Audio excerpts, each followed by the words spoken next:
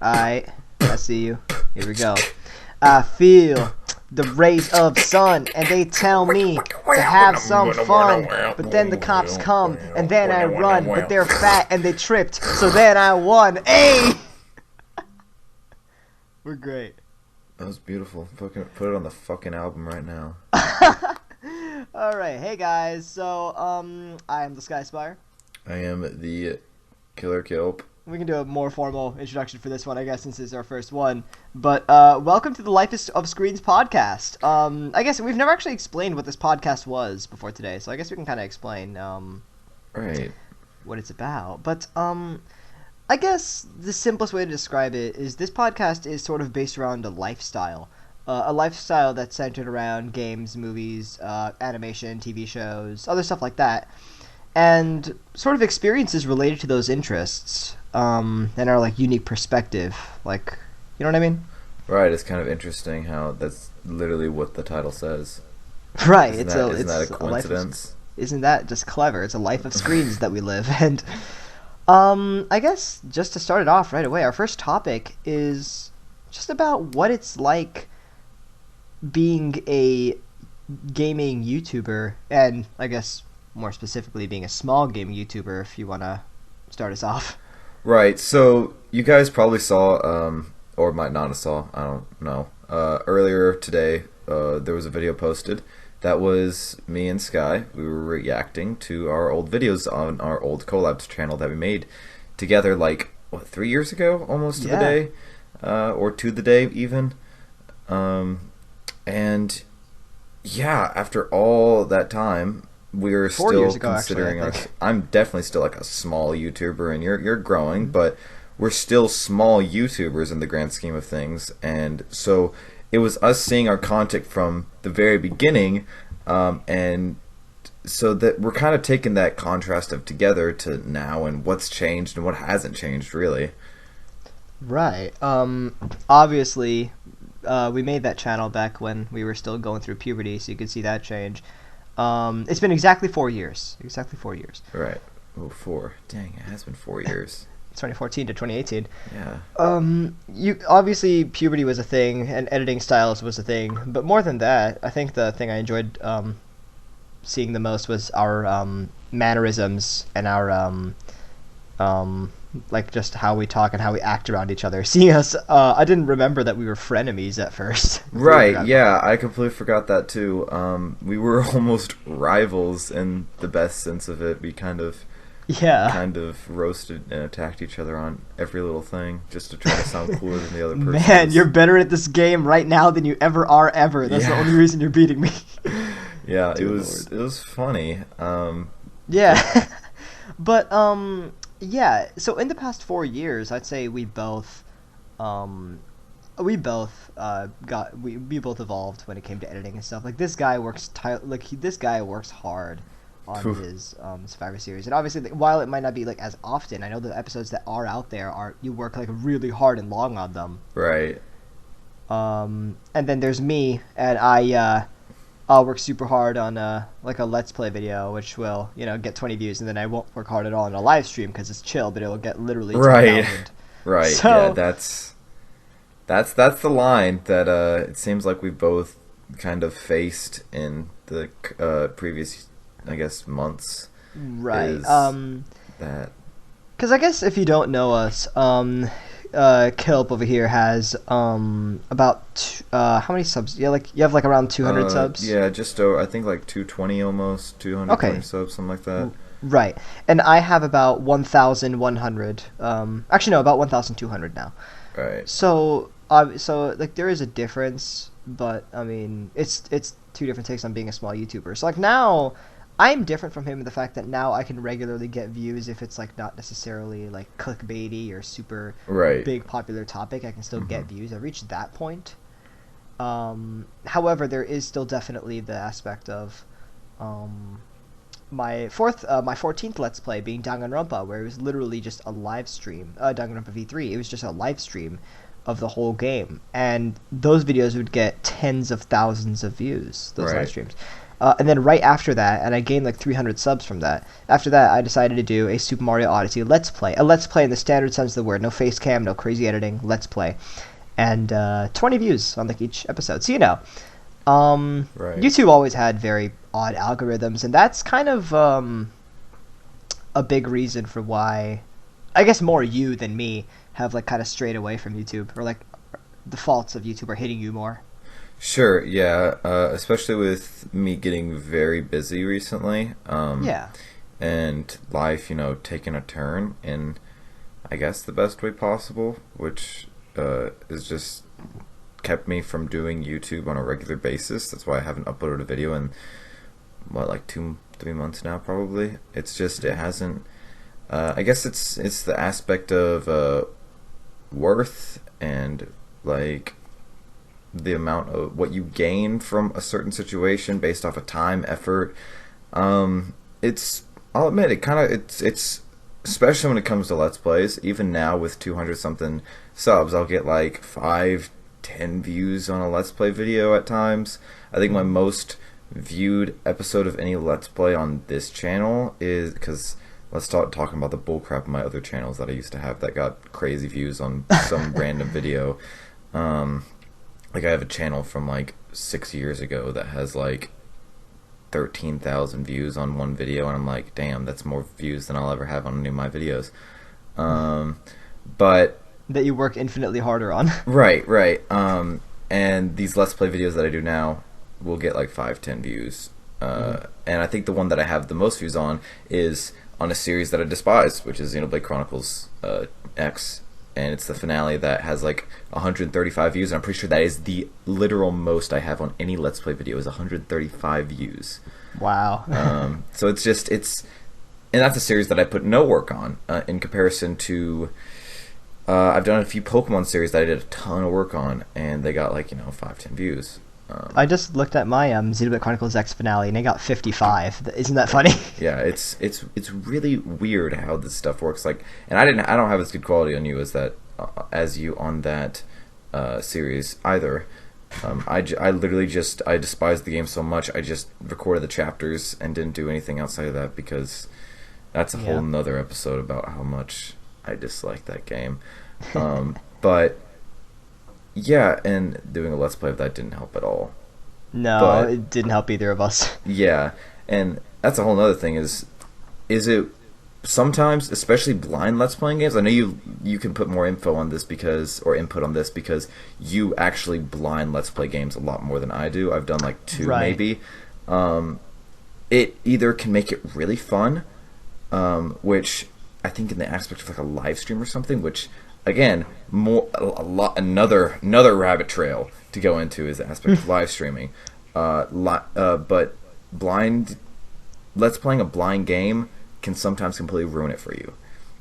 Sometimes it can make it better, but what is your input on that stuff? So the thing is, I enjoy doing blind Let's Plays infinitely more, because I guess if we were to split Let's Plays into 2 different categories, it would be informative versus entertaining.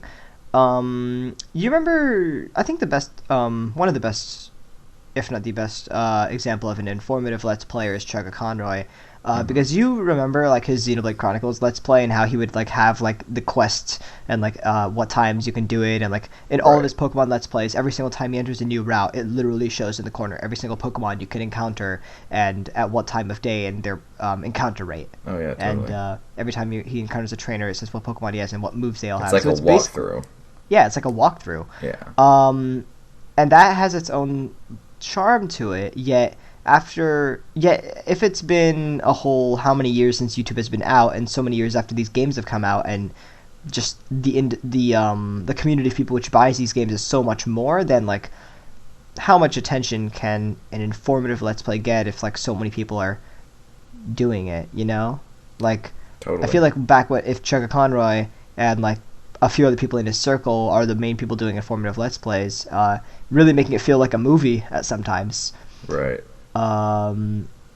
Then it's very entertaining. But sometimes when you have like a bajillion Galaxy Let's Plays, a bajillion Sunshine Let's Plays, sometimes what you need out of it then is to see interesting reactions, because there's not much new you could bring to the game. Right. And I think that's kind of the hard thing with games like Mario games. If you've seen it once, a lot of people don't want to see it again because unless it's something with big reaction moments or it's some kind of twist on it, like there's people who do like verses or co-ops of games like that to get more or if the commentary of the person is just really good, which is actually I think a skill to have good commentary. That is a skill. That is very rare. Right, and if it takes a lot of skill to watch someone whose commentary is good enough to engage make you want to rewatch a game that you've already seen or played, especially if it's not like a game that is very replayable when it comes to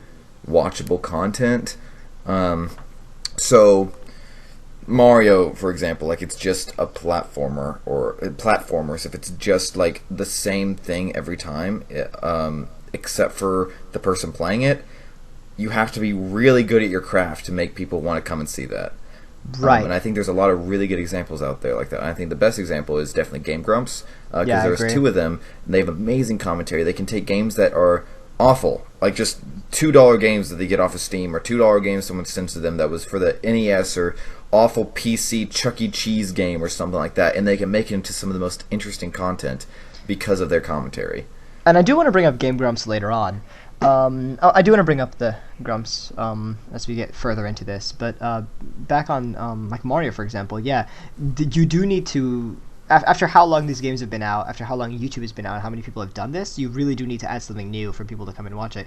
That's one of my friends, he like got Minecraft like the other day, like within the month, and he knows that it's been like 10 years since Minecraft came out. Right. And he was and then he told me, hey, I'm thinking of streaming this game, and I'm like, okay.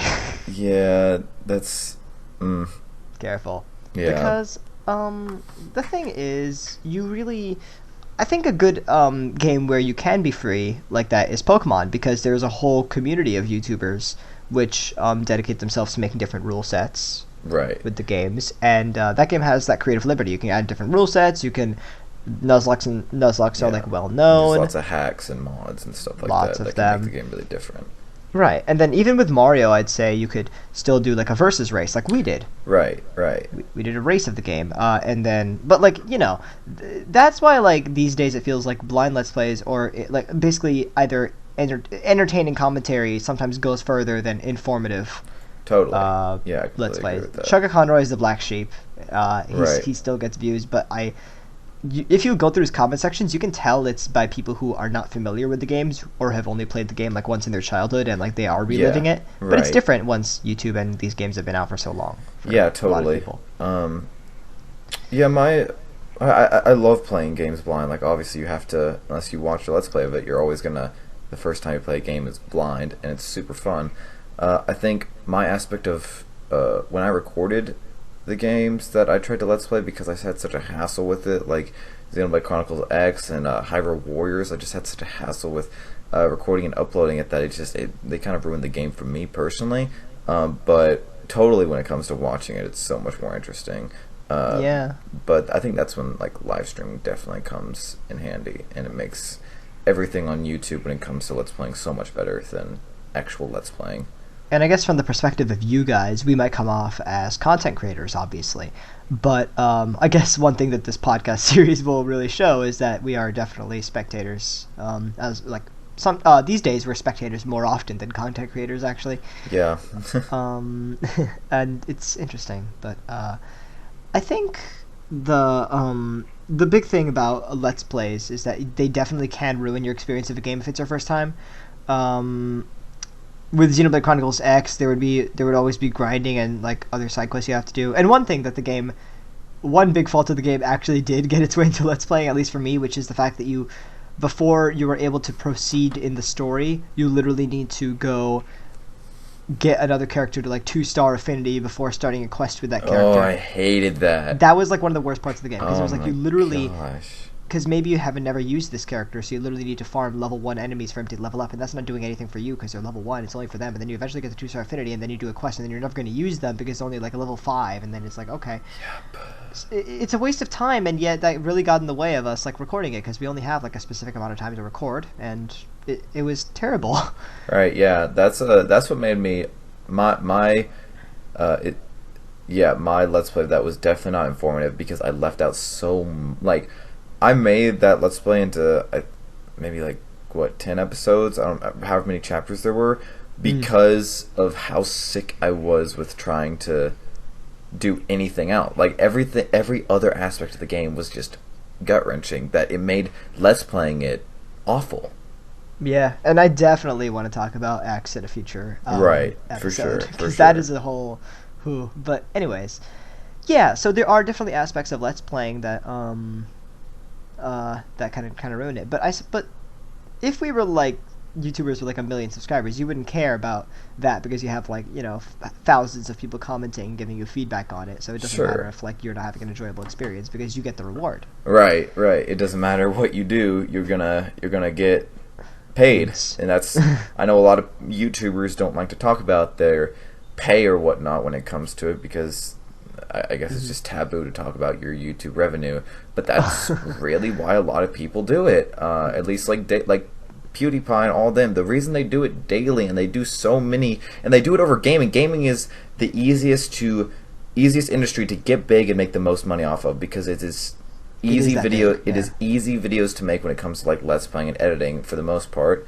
And especially compared to like skits, where like 3 minutes long. You don't need a camera crew. And right. Like, all you have to do is have yourself a camera, mic, and an editing software, and you can make, like PewDiePie, you can make 50 million subscribers and probably thousands of dollars a day. And there was a funny thing. There was this one guy whose thumbnail was "how much I get paid" in all caps, and it's literally him in the car with like a bunch of money in his hand. But when you get to that part in the video, he's like reading like Q&As, right? And he gets this question: "How much do you get paid?" I don't really like talking about how much money I get. And the next question. Okay. God damn it. Yeah, then there's clickbait, which is another big part of YouTube. That's a whole other aspect of YouTube. Damn it. But yeah. So I guess the whole thing about Let's Plays ruining our experience, it really is because there isn't that much reward, and that is why for me in the future on YouTube, I don't know what my future on YouTube is, but at least for me, I don't want to do. Neither of us want to do Let's Plays anymore. Right. If I were to play a game, I would have to add a gimmick to it, like making it live, or making a soul link, a nuzlocke, a race, a some sort of challenge to it. Because you know, it's like when did YouTube start? 2005. Yeah, I think close to the end of 2005 or something like that. Okay, so it's been like roughly 12 years. So I'd say like after it's been that long, Let's Plays really, judging from my Danganronpa to Super Mario Odyssey views, right, people don't really care. Yeah, they're more work too. Like, they are more work. Live streaming, all you have to do is set up the live stream, and then you get to just press record and play through it while you talk to people, and people like it more. You like it more. Why does it not happen all the time? Viewer streamer interaction. Yeah, it's so much more enjoyable for everyone. But Let's Plays, when it comes to bigger YouTubers, are still so popular. And I guess while we're talking about the aspects of being a small YouTuber, and we're talking about live streaming, we might as well bring up Twitch, because Twitch does supposedly promote smaller channels as opposed to YouTube, which very clearly does not.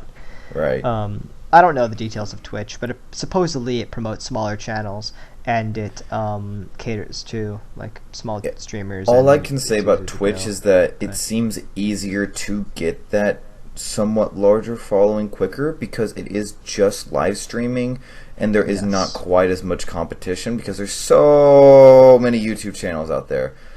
So, because like I did Twitch for about 3 months, and I got 100 followers. I've done. Oh, really? Yeah, I mean, it's probably down like 70 or something now, because I haven't streamed on Twitch in the longest time. But I just during one summer, I just streamed like Splatoon and Mario Kart every day, and I got crap, like, a crap ton, but for what I was used to, a good amount of followers. Like, and I had 15 people in my stream every time, and it was really fun. Wow. But not 15, up to 15. But on YouTube, I've been doing this for 4 years, and it's on this channel 3.5, 4 years, and 220 subscribers. I hit 100 probably within a year, 2 years maybe. I don't remember, but it's a lot slower growth is the thing. But there's also not as much people watching, so it's a kind of a trade off on what you can get bigger on YouTube, but you can get big-ish faster on Twitch, I guess. That's a good way of saying it, because YouTube itself is bigger. Oh, honestly. by a long shot. Yeah. YouTube is huge. But yeah, I guess our experiences of Twitch are very different, because every single live stream that I do, I live stream it simultaneously on both YouTube and Twitch, right? And I can see in chat like if the person's typing from YouTube or Twitch, and literally I only get YouTube. Right. Well, YouTube's live stream is also newer. I did Twitch whenever YouTube I don't think had live stream at all. Right, but like I live stream like basically the exact same stream on both of them, and all of my viewers will come from YouTube. I'll get like, oh, by the way, guys, for those of you who don't know what my streams are like, I have 1,100 subscribers, and I get about 8 viewers in a stream. So but basically, and my Twitch channel, you'd assume that it would have grown like that, but no, I have 40 followers on Twitch, so. It's not always. I mean, obviously, I believe everyone who says that it does promote smaller channels. I think you actually got the good part of that. I did not, but it doesn't bother me because I got good out of YouTube. I'll also say my experience was like 2 years ago, whenever Twitch was bigger and YouTube was smaller when it came to live streaming. So that's not a very good representation of what you can do now with it. Because I tried live streaming once and I got like one person show up the whole time. So. Yeah. I mean, I only did live stream for like 30, 45 minutes, but it was, one person showed up. So it's a really hit and miss business. And I guess the best, or I guess something that's almost essential to the business is finding people who are willing to stay, willing to like be a part of your own little small community, where I feel Discord comes in handy. That is, making a Discord server is one of the best decisions I've made when it comes to online, because people who legitimately enjoyed, I could isolate them. I could like visually isolate them because I could see these people in chat actually join the Discord server, and then the people in the Discord server who cared over the other people in the Discord server who don't, I could isolate that as well, because there's a ranking system on Discord server, and you get higher ranked the more you message. So not only does this motivate people to keep talking, but the more you talk, the more, the more involved you get. And I guess when you are a YouTuber, or when you are a content creator, you do need to make measures like that to get that end result that you're looking for. While I certainly still haven't found it, even with all this, it definitely has increased. Now I will regularly get around eight viewers a stream, and that does definitely make me happy. But I think Kilp's a really good example of a very good example of the amount of work isn't what's the phrase? It's not good for the reward. Like it's yeah, the risk isn't worth the reward, I guess. Yeah, I guess. I don't know if risk was the right word, because yeah, you're editing a video. Risk. Yeah, the work you put into a video isn't worth the reward. Yeah, that's it. There you go. Because like I do probably 3-4 hours of work on a Survivor episode, and it gets 150, 200 views, which that's not bad. But it's not, for how often I get to upload them, it's not great. I mean, I've had episodes, I have two first episodes of 2 seasons that have like 1,000 views, and that's cool. But it's not like none of these people, like, it's like the second episode right after that gets like half of the views, and the one after that is like half of those views, and it's like it just gradually gets smaller and smaller and smaller. Right. Because one thing you'll notice on like with a bunch of gaming series is the one with the videos with the most views are going to be the beginning and the end. Right. Like That's always gonna be a thing. Totally, yeah. And I think there's channels that have found a good way to make gaming videos that get consistent views on each one. That aren't like like I know you hate him and everything, and I feel you, but MatPat has a great system going. MatPat so what is his system? So Game Theory, he uploads like maybe one a week or maybe less when it comes to Game Theory. There's multiple parts of Game Theory. It's not just the theories themselves. It's other people that work on it too. But Game Theories get like millions of views each episode because it's like that's something big. It's like the first or last episode of a Let's Play. It's the everything. It's the big video. And since he has such a big following, he's getting those crap tons of views. And since he does kind of have clickbaity stuff, because it's like, is Mario psychopathic? People are like, I don't know. Is he? I don't know. Is he? Yeah. But, I don't know now. People want to check and see, is Mario freaking psychopathic? Even if it's a bullcrap theory. Even if, but of course, Sans isn't freaking Ness. But Pat, is he though? Does he have crazy eyes? It's like, no one is like, is Sans Ness? No, but people want to see what he has to say. But Undertale 2, I need to know if it's Ness. And I think that's also it's not a want, it's a need. I think that's also a big thing. He can make a bullcrap theory, but people want to know what he has to say anyways. Because he's smart. He's intellectually smart. He knows a crap ton just in general. I think he's like a science major or some shit like that. He knows a lot of stuff. So is Sans Ness? What does he gotta say? Undertale 2. That's a big part of YouTube, is if you can make people want to know what you think. That's you won YouTube. If you've made a lot of people want to know what you think about something. If you've beaten the formula and if you've beaten the algorithms of YouTube views and have people actively searching for you and your opinions, right? Then you've basically beaten YouTube. I'm guilty of this. I'm not a big fan of Matt Patton Game Theory. I think he's a decent guy. I think he makes some funny jokes. He has a great talking. He's good. Overall, he has a good channel. He is kind of clickbaity and kind of bullcrap at times, but despite that, I still go to some of his videos. Like his Five Nights at Freddy's videos, I still want to know what he has to say about this series. Because I'm like, maybe that's right. Maybe it's bullshit, but I still want to know. Even though I don't subscribe to his channel, I still go back watching some of his videos at times. And I'm like, that's interesting. Yeah, I think I liked one thing that you said, which is if you can keep people to be interested in you, and instead of relying on YouTube algorithms, you can have people actively come and search for you, then you've effectively won YouTube. That's a good way of putting it. Yeah, sometimes I'll be tired of them because it's like, hey, guess what? Phoenix Wright is a criminal. Like, yeah, there's an entire game based on that. Yeah, literally straight up. He has a film theory about it, which is. If you don't know, we'll probably talk about movies at some point. Yes, we will. But it is like one of the loves of my life, and he has, and any It followers that watched that video knew that it was total horse crap, and everyone was literally saying "duh" the whole time, like, "Are you stupid?" kind of thing. And people were saying the same thing with Sans and Ness. Like there's some theories that if the viewers know enough about the games, they're going to call him out, and it's hilarious. Like me, because the thing is, Undertale's based off of Earthbound. So yeah, Sans is based off Ness. No, Sans is Ness. Like Sans is based off Ness. You dumb. Right. It's like he has some things. But he has some things, but I agree with you when it comes to the fact that he's basically won YouTube. He has, and he's not one of the biggest YouTubers. I think he has like 2 or 3 million or something like that. I don't know. He might have more than that. I'm not sure. Yeah, I think he's grown exponentially since we last cared about him. But he probably has a good amount. But he has 9 million now. He has what?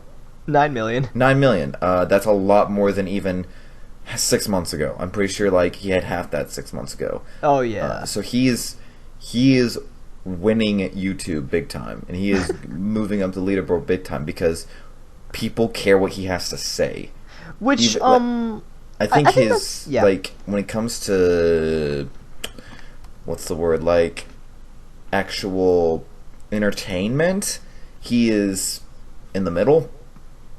You know, he's So the okay. interesting thing is, like, obviously, if you are that high up in YouTube, then you do have to rely on underhanded methods. And I feel like clickbait's not the... It's one of the things he's guilty of, but I think the other thing is that literally his most recent video is a Five Nights at Freddy's video, and the one before that's a Five Nights at Freddy video. Like, there's basically a Five Nights at Freddy's video, like, every 1 or 2 rows. Right. And then obviously right before Doki Doki as well. Right, So, because it is such a huge... He takes the most popular things and he makes a theory out of them because it's what people are searching, it's what people want to see, and it's what gives him tons and tons and tons of growth. Yeah, he literally uploaded a video called FNAF The Final Theory, and then 2 videos later it says FNAF The Finale. And Yeah. then a few weeks later, Because FNAF people... 6, No More Secrets. Yeah, it's like the very, you know, the very end. It's like what people like we were saying with Let's Plays. The first and last episode gets the most views. So if you say something like the finale, if you make all of them the last episode, you're gonna get tons of views. Yeah, I won YouTube. We did. Oh, and I just saw those, and I'll say straight up, I'm gonna go watch those later. Straight up, like, Yeah, I'm interested fair. in what he like. I'm not a big fan of him, but I'm interested in what he has to say. I'm guilty of that. He's won me over. I don't like him either, but he's won me over. He beat me. He won. He beat me. He can beat me. No, but Sure. but yeah, no, that's fair. That's fair. I think it's a good example of someone that won. And if you remember the completionist, they're friends now, or they Right. were friends for a while, and I'm pretty sure he's won YouTube now. He was at I think he was at around 1 million when I last saw him. So once we look up the Does he still make videos? Oh yeah, very much. Never mind. 855,000. Okay. Well, he lost 145,000 subscribers. No, I'm just dumb. But yeah. Okay, so he isn't like YouTube crazy, but they're friends, and he definitely he only has like pretty much one series, which is The Completionist. Like it's just Right. like all the aspects of the game to 100%ing it, but people like knowing that. It's informative. It's entertainment and informative. But it's also crazy about how much work he has to put into that, because he Oh, has to God. literally complete a game, which Dude, if you know, which obviously you know something about completing games. It's a shit ton of work. He doesn't just go in and play the game and make a video over it. Like you remember Hyrule Warriors, right? Like you remember the insane amount of content in Hyrule Warriors? Yeah, and he's completed games like Skyrim, which I think he I said know, took him like like I 600 respect him hours for or that. something like I that. legitimately respect him for that. Like I don't he's watch completed him, games that are insanely long, and it only goes into like a 15-20 minute video. Yeah, I don't even watch him anymore. I'm subbed to him. I don't watch him, but Right. I respect him in a sense Yeah, more than MatPat it's- because I don't feel like it's bullcrap. Yeah. So I guess that's some examples. And like he did Breath of the Wild. He did do Breath of the 45 Wild, minute yeah. long video. That's a long one. But yeah, so I guess now that we've talked about those, we did say that we wanted to go back to Game Grumps, and I do want to bring the topic to Game Grumps. After this, I want to bring the topic back to ourselves. Okay. But so Game Grumps, they are some of the funnily enough, they are, I guess, at their core, standard Let's Players. It's literally just the game. Not face cam, not super dramatic effects. It's just a Let's Play. Yeah, very minimal editing. Very minimal editing. Very it's minimal a editing. 5-second charming yet simple Right. intro. There's an end just card, some, which is very, very simple. No music. yeah, and just some FX and text in there at And times. guess what? They won YouTube. They have completely won YouTube because Okay, they so how found... did they win YouTube? Well, it's definitely. I think I heard them watching one of their videos because I'm a huge fan of them. I love them. I think they're geniuses I am when too. it comes. I think they're the best at their craft. 100% at YouTube. They have made it where Danny and Arnold.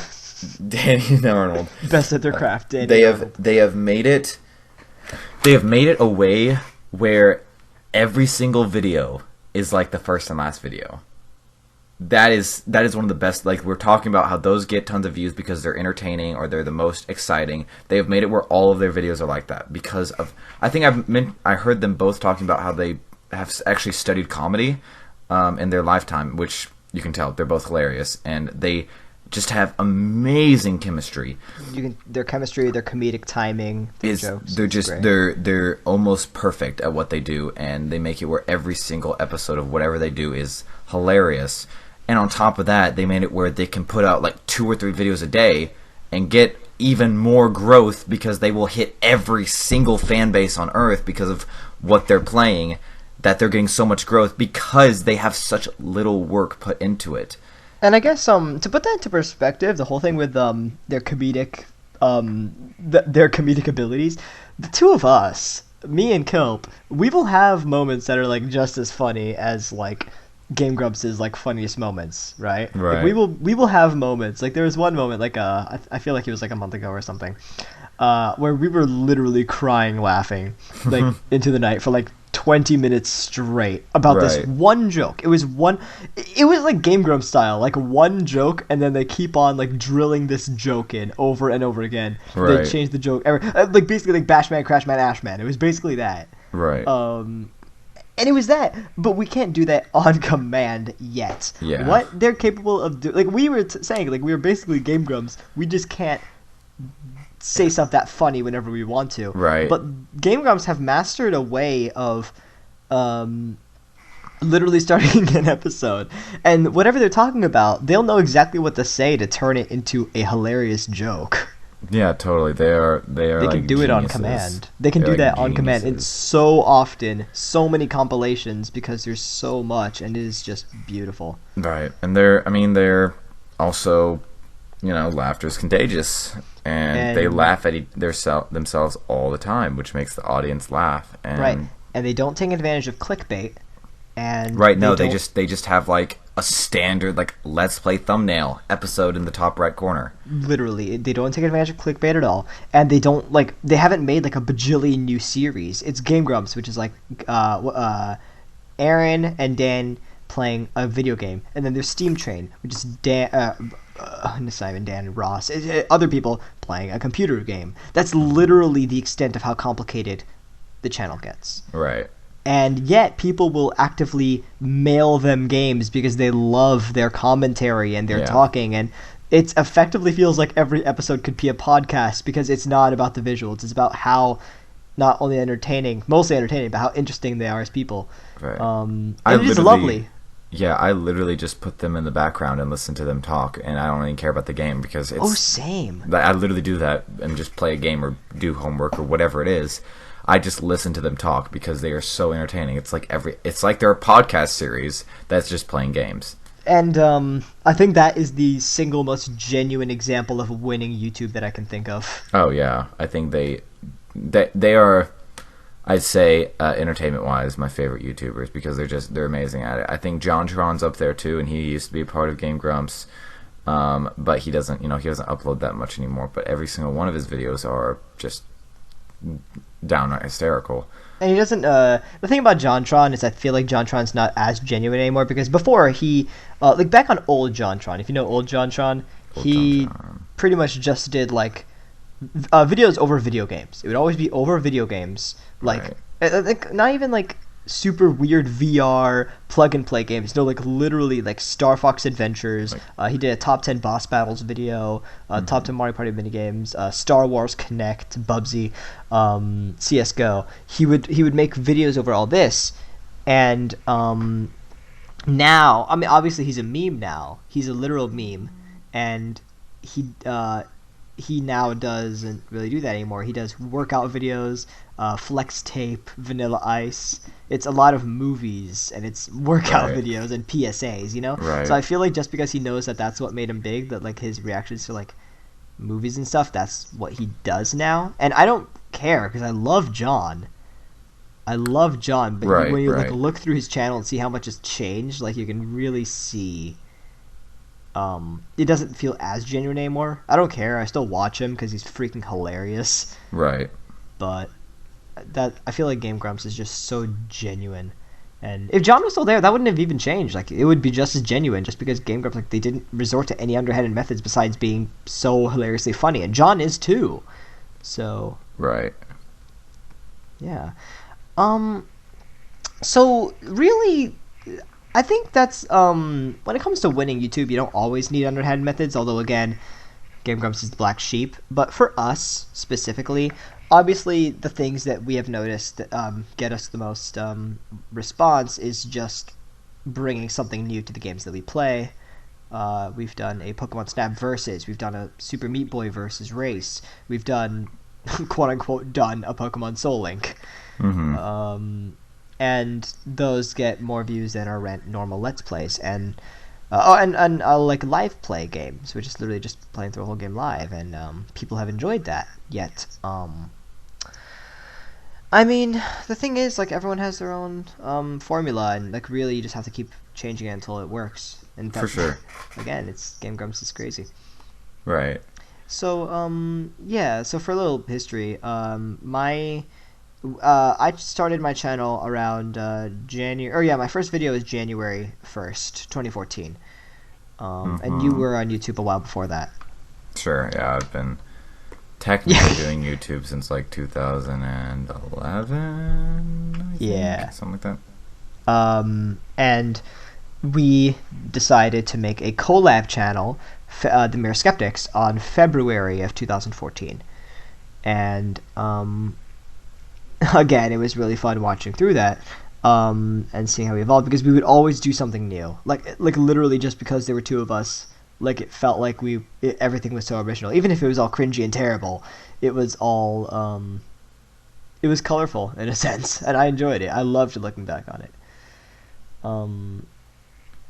But I mean, nothing's. I think Kilp like has reached a point that's like very understandable, where it's like there's not much growth that can. Right. Yeah. That you've been feeling. Yeah, I haven't really got much growth. I technically have a singing channel, but it doesn't. I don't broadcast it at all. Yeah. But it's just something that's different from what I'm doing now, and because I just don't enjoy the Let's Plays anymore. And like, there's videos I've been trying to make, and there's a video that I still want to eventually make, and there's a series that I want to make off of it, and it's based off of a script, and it would have all this editing though, and that's the problem, is that it has all this editing, and it's like, it's not worth it for me, because it's like I have all the audio done, and it's like this video I have done, but I don't have the edited, because it's just not like worth it anymore, because I know it's not going to get views. It'll get like 20 views for the hours of work I spent into it, and it's not.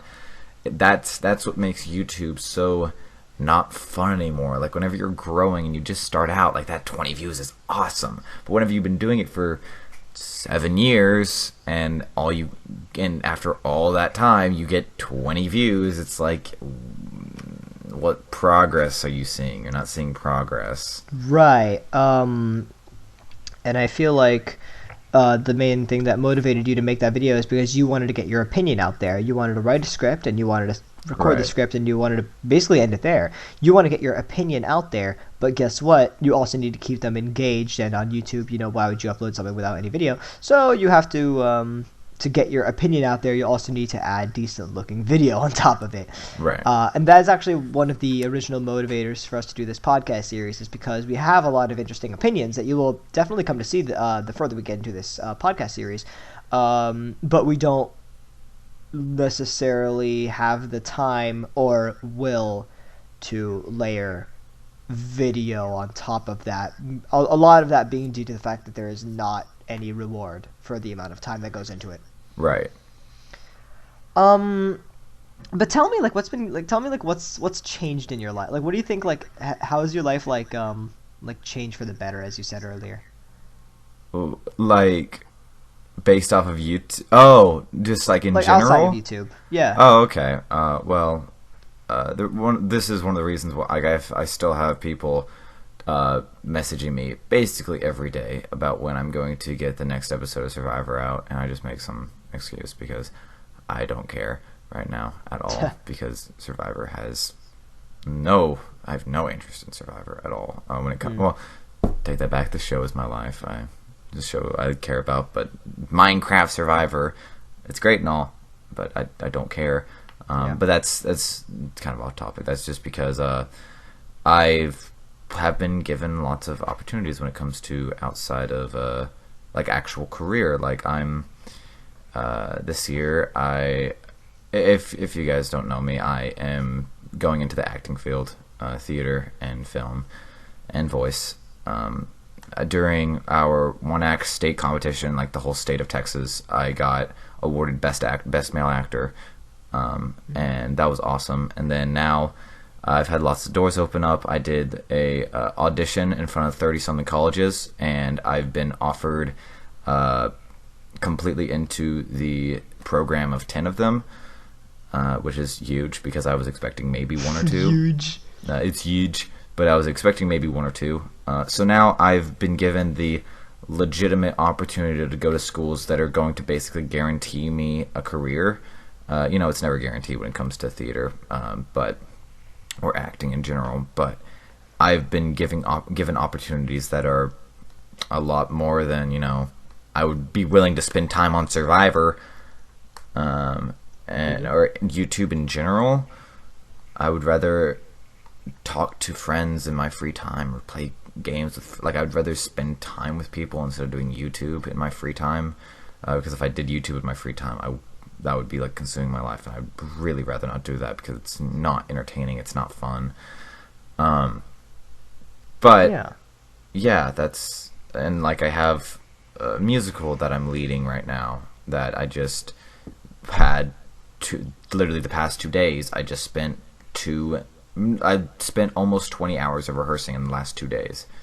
Right. And and like right after we record this, he's also gonna go out and do more. Right, and I'm going out of town. Right, literally like in an hour. Yeah. So, from my perspective, I do have more time to worry about online stuff, but obviously at our age, like, because we're both at that age where, like, adulthood, college, stuff changes. I haven't gotten the amount of opportunities that he has, just mainly because my theater department is very, very toxic, and it's a very select group of people who are moving out of the school that I've talked to, and they like have told me like all the reasons why it's toxic, and I've experienced this over my 4 years of being in the school. So really it's just a different crowd. It's whatever. But I'm still in the process of like finding exactly what my calling passion is, like because I do have a lot of interests, a lot of hobbies, but when it comes down to applying one of them to a full-time living, the downsides of each one will always seem to be glaring, and that's the state that I'm in now, where I'll be looking at all of these job opportunities, or all these like possible jobs that I could take, all these possible fields I could go into, and then I like look at all the glaring downsides of all of them. Right. Well, there's gonna be downsides to anything you do. Right, but it's right, of course. Now, and that's, I guess, why I'll still do YouTube every once in a while, because it feels like a haven where I am productive, just because I think 1,000 subscribers is enough for me, is enough for people to come and talk to me. And like sometimes it's reached this point, which I'm very happy about, where I can have like a very bad day. I can wake up, not feel good, go to school, be depressed, come back home. And over the past month and a half, I've had this very bad habit of coming home depressed and sleeping. I get home at around 3 o'clock, and I will basically sleep from like 4 to 6 every day for like the past month and a half. And it was a very bad habit, and it took people like quite a while to break me out of that habit. And I've been breaking out of it now, which is good. But a big thing that I would do to bring myself out of it is to live stream, because that notification saying that I'm live streaming calls people over. Right. And if they legitimately care about you, which a select few people I'm honored that they do, will stick around for like hours. And right. Honestly, if I can do something, if I can rely on YouTube to brighten my day to that extent, then I've won YouTube as much as I need to. I'm perfectly happy with more and more growth, and I would love to do it on the side. And I have my plans on the internet are insanely ambitious. One particular thing I want to do on the internet is insanely ambitious for my age and my standing, but I really want to do this. But honestly, at the state that I am at now, like while I don't see that much in YouTube just because, like, it's been 4 years and I've only had this much growth. I'm not saying that like it's been a failure, because I can still have days where I can live stream and I can be super happy. And whenever I'll be like stressed out about like jobs and like I don't know what future I want for myself because there's so many possibilities, I can come to this place, which is a place where I've already kind of won as much as I need to. That's at least how I see it. Right. And honestly, exponential growth is a thing. So the more you do grow, the more you're going to keep growing, and you'll eventually get to the point where feuds. Right, and you get to the point where if you were just hypothetically out of a job and needed one, while you were looking for a job, you could also do this, like at a certain point. Like, let's say in 4 years you had like 40,000 subscribers. You could actually make somewhat money off of that.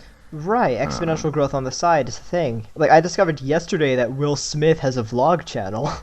Yo. I did not know this at all, but I was scrolling through trending, and like number 45 on trending was Will Smith vlogs. And I was like, what? And I looked at his channel, and it has like a little less than 500,000, or I guess around 500,000 subscribers. Okay. But and he literally only has 8 videos. Ooh. He only has 8 videos because he started a month ago. Okay. But it's something funny, on the though. side. Will Smith is not a very relatable example. Right, but it's, and I guess that's another, when it comes to being just a big, like, famous person in general, you can get that growth, and you can make some serious money off of YouTube for barely anything because you're famous. Yeah. And it's crazy. Like, you can make legit money off of YouTube if you get big enough. Oh, for real. And even I guess I shouldn't be. I guess another aspect of just having 1,000, besides whatever I explained about live streaming, donations are also available once you reach 1,000, and people can donate. But have you opened up a donation page? I've not, because age stuff, which probably doesn't actually matter. But yeah. Okay, so literally, I'm looking at Will Smith's channel. I'll close out of it after this, but like literally, there's a 6-minute video that's called "One Thing Arnold Schwarzenegger Told Me That I'll Never Forget." So you can tell it's like coming from this really big guy, but like this very popular guy. You know how rich Will Smith is, right? But it's very down to earth video. It's him talking to a camera while he's like sitting on his desk. Right. That's which like is cool, and 2/3 of the video. It's very down to earth. That aspect of what you said about him being rich is cool, because he doesn't need this at all. He doesn't need to do YouTube. He's doing it probably because he wants to. Yeah, and it's so down to earth, which it's Will Smith. Do you picture Will Smith as down to earth? No, he's a pretty out there guy. Yeah. But that's pretty cool. Mhm. All right. Well, I mean, I guess at the end of the day, hope you guys have gotten a good feel for what it's like both on the big side of YouTube and the small side. Yes. I guess I like how you have like around like 2,000, I have around 1,000. You can get both two different perspectives of the small side, but it works out. And it's not even like you're gonna be small, because look at how many opportunities you have. Seriously. Sure. Hey, man. But it's a sketchy field. We'll see what happens. Yeah, it's a uneasy field, and that's really the sole reason why I'm kind of repelled from the theater, from going into the theater field as a full-time thing. Also, my toxic experience with my department. Right. Because otherwise, like, if it wasn't so like on and off, I would totally pursue it like 100%. But like, I'm kind of desiring something more stable. But again, who knows? There's nothing concrete. Besides, like, if any of you, I guess, while we're on this topic, what we just said rings home for anyone, if you know Hayao Miyazaki, the person who is behind the movie Spirited Away and Howl's Moving Castle, he is a lovely guy, and Studio Ghibli, everyone loves him. He is a director, producer, screenwriter, animator, author, and manga artist. And the thing is, I believe his degree was like in economics. Wow. He got a degree in economics, but he always did manga sketches on the side. So after he graduated from college, he went to like a manga company, and he showed them his sketches, and they hired him, and now he is where he is now. You So never know what's gonna happen. you do not, You especially with never know creative what fields doors like are gonna this. open. I could always get some kind of opportunity in some big thing or something big that I had no idea that not even theater related. You could randomly get a video that gets millions and millions of views and you get like thousands of subscribers and you never know. You could get offered into some animation school or animation program or something like that. It's the life is an open door. There's a series of doors that we don't know which one we're going through each time. Absolutely. And that's one thing that kind of makes life so beautiful.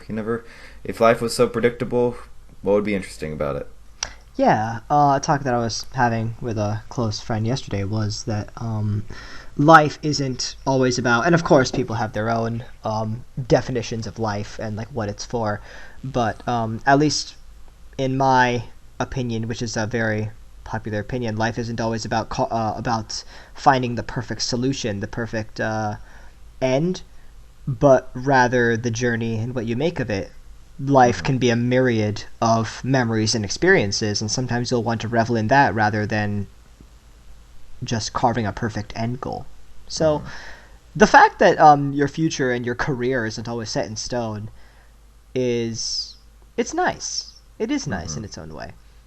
And I guess to bring this full circle, while if you're always uneasy about what your future can be, like me for example, then you always have YouTube on the side. Will Smith. Right, Will Smith. Will Smith. All right. Well, I think that's all I have to say. Yeah, I think so for me too. All right. Well, really hope you guys enjoyed this first episode. Next, I have an idea for what we're gonna talk about next month as well. So, This was also a very informational. yeah. It was entertaining, but it was a much more informational podcast, probably compared to a lot of the other ones we're going to do.